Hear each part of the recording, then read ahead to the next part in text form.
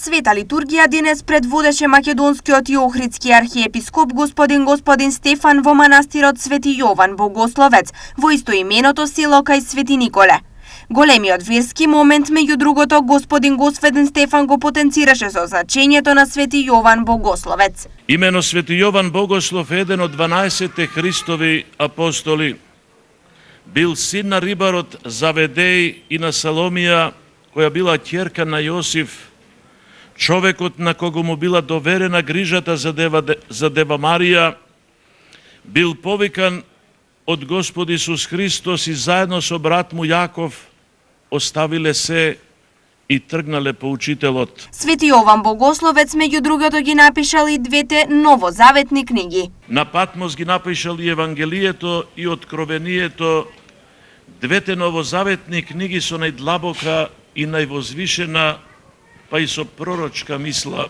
Во своето обраќање до присутните верници, господин Стефан испрати и порака за сегашниот момент на живење, потенцирајќи: Наоѓајќи се денес заедно на ова богоблагословено место, потребно е да размислуваме за тоа колку се грижиме за родното или за местото на своето потекло, колку се грижиме за својот роден крај, зашто со тоа покажуваме и каква грижа носиме кон својата земја и кон својата татковина. За верниците овој ден е голем и нив таму ги имаше од речиси целата држава. Јас да ти кажам сум пресретна и многу ми значи првен здравје да имаме и мир во нашата држава. Да, тука пропадување? Втор пат сум се дојдем, иначе јас сум од Скопје. За вас што представува? За вас многу значи за селото и за целата околина. Вие сте од селото? Не, ние се од Карифако, али секој ден доаѓам. Па празник, тама си на работа сум, ден земам за да дојдам. Присутен на денешниот празник беше и градоначалникот на Свети Николе Дејан Владев.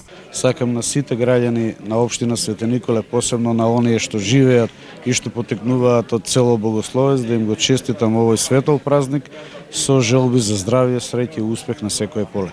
Покрај господин Стефан, дел од светата литургија беа и брегалничкиот митрополит господин Иларион и бројни свештеници, кои ја продолжија традицијата да бидат присутни на сите значајни верски празници и заедно да ги одбележуваат со верниците и граѓаните.